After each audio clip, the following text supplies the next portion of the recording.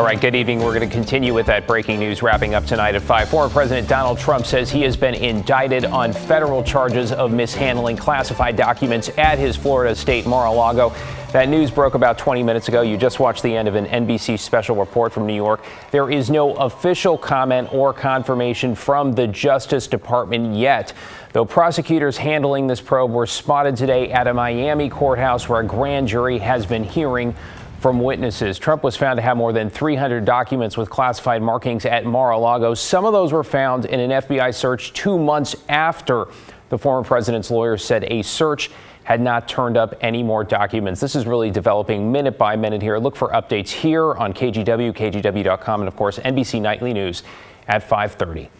Right, let's get to a traffic alert locally as we take a look at the waterfront in downtown Portland. The Broadway, the Steel, the Burnside, the Morrison bridges, they all could be going up and down a whole lot more than usual over the next hour or so as American and Canadian ships sail up the Willamette for Fleet Week. We've got a destroyer, a littoral combat ship, some Coast Guard vessels, and of course our friends to the north all set to be here before the weekend. Looks like a Coast Guard ship right there. There it is. We're expecting 7 arrivals today alone, which means vehicles, bikes, pedestrians, plus MAX trains and streetcars.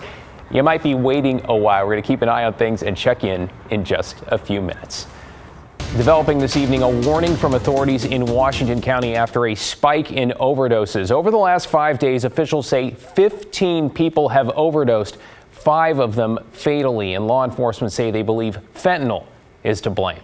Thanks for joining us tonight. I'm David Molko. Authorities have also arrested 4 people, and officials are now worried about an especially dangerous batch of drugs circulating, telling us in some cases Narcan just wasn't enough. Tim Gordon joins us now. Tim, tell us about those arrests in the last few minutes. What do we know? Well, David, the West Side Interagency Narcotics Team announced the arrest just a half hour ago. All 4 arrested are from Honduras. Authorities say they are the source of drugs involved in a Washington County overdose death yesterday. They were arrested in a hotel room in Portland. At least 15 overdoses and 5 deaths in the past 5 days. While the lab work is still underway to confirm, law enforcement in Washington County believe fentanyl, laced with other drugs, is causing a killer spike in cases. But we know that this is fentanyl and likely some additional chemical elements to fentanyl, like things like tranq or horse tranquilizer. You heard that right, horse tranquilizer, which produces a powerful, incapacitating high, and Narcan will not bring you out of overdose. Also believed to be in the mix of the fentanyl powder and pills, another strong synthetic opioid called benzimidazole. When we're getting these things off the black market, you have no idea what's in them. You might be thinking you're taking fentanyl, but you're actually taking a horse tranquilizer in addition to fentanyl, in addition to whatever else it's been cut with. Officer Matt Henderson is with Beaverton Police. Beaverton is where 6 of the overdoses have happened, 2 of them deadly. 1 fatal overdose occurred in Hillsborough, and 5 more ODs happened in unincorporated Washington County, where 2 more died.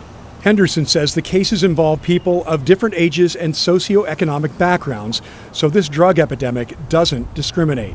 And as you can see, the pills are not always blue. They come in other bright colors, maybe a marketing tool to attract interest, especially from young people. I asked Henderson to send the strongest message he could to anyone considering using. One decision can change your life, and it doesn't matter if you're 15 years old or you're 35. If you put something in your body that you don't know what it is in today's society, it may kill you, and once you've ingested it, there's no taking it back. It's going to start to dissolve, and you've got a couple minutes before you're unconscious, and you're not going to go home. Serious stuff for sure. Again, 4 arrests made so far in this. The 4 arrested facing federal drug charges and drugs confiscated as well, both methamphetamine and fentanyl. David. All right. Thanks, Tim. Appreciate that update.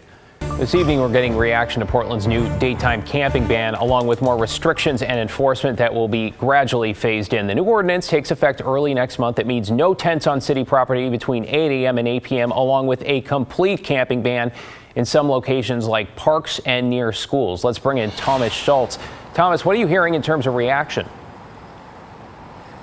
David, as you can imagine, opinions are mixed. We also spoke with downtown business owners today who say for years they've been frustrated over the lack of stricter enforcement. But people who are homeless tell us that this ordinance will make their lives that much harder. I'm not too sure what I'm actually going to do. After the Portland City Council approved a daytime camping ban ordinance Wednesday, thousands of homeless people are figuring out how to navigate new rules. Some say it creates new challenges to their day-to-day lives. My thoughts really is I'll comply and not live on the streets in a way that they will catch me.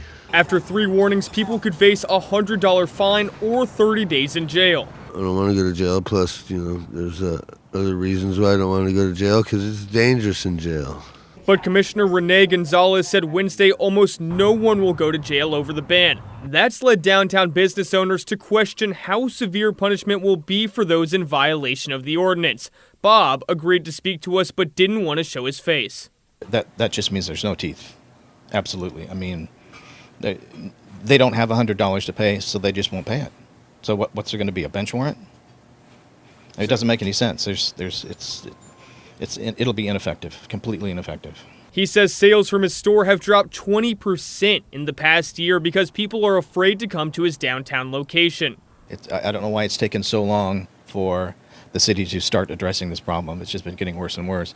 We actually have a maintenance person that hangs out around here, and he has 2 5-gallon buckets full of used needles just that he's picked up in the last 2 years. Bob says the ordinance should ban camping on city property for 24 hours a day rather than 12. I feel like I have no voice. I don't think regular citizens have a voice at all.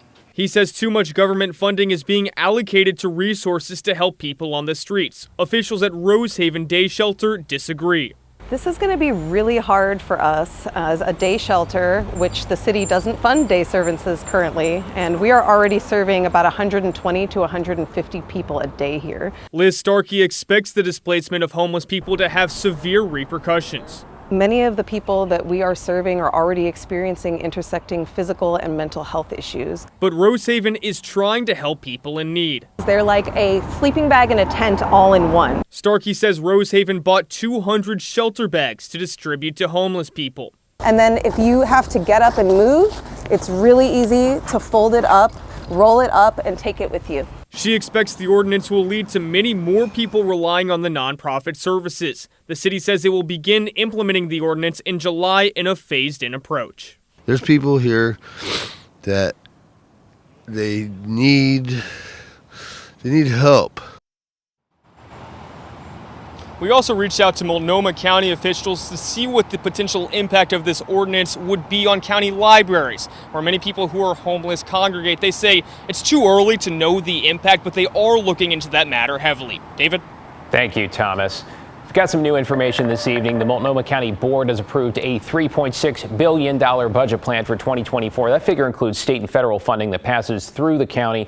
Not surprisingly here, homelessness is a top budget priority. The county plans to spend $280 million. That includes money for shelter operations, rental assistance, and supportive housing. There's also $51 million for the Burnside Bridge replacement project to make it earthquake ready. Those are just a few highlights. The county website has a full budget breakdown. Coming up at 6 on The Story, a KGW investigation and a follow-up on a radical idea. 5 years ago, Multnomah County said it would pay homeowners to build tiny homes in their backyards if they let a family who was homeless live there for 5 years. Investigative reporter Kylie Boshi is in the newsroom. So, Kyle, what happened? David, it was quite an offer. So unusual, in fact, it made headlines around the country. The project, called A Place for You, aimed to build ADUs, or accessory dwelling units, in backyards across the Portland area. In all, Multnomah County built 4 tiny homes. One of the first went in Martha Chambers' North Portland backyard. The 288 square foot cottage came fully furnished. It's nice. And in the summer of 2018, a homeless family moved in. Initially, Martha says things went really well, but then relationships soured. There were challenging circumstances causing stress among neighbors, and COVID hit. Within 2 years, the once homeless family had moved out and the backyard unit sat vacant. Martha felt abandoned. After early enthusiasm, there was little support or follow through by program organizers. I think it was all set up to be successful. And then the ball got dropped. Similar experiments to house the homeless in backyards have been tried elsewhere, such as Los Angeles and Seattle, and some have found success. So what went wrong here? Where's the program now? Our full investigation is coming up at 6 o'clock. Certainly hope you'll join us for the story. Looking forward to that. Thank you, Kyle. In Clackamas County tonight, a season-long burn ban is now in effect. That means no backyard, no agricultural, and no slash burning. Fire pits and grills, they are still okay. Now, backyard burn season was already scheduled to end June 15th, but fire officials decided to close it a week early. The Tualatin Valley Fire District also has a burn ban, and 1 week from today, Vancouver will ban recreational fires like bonfires within the city limits.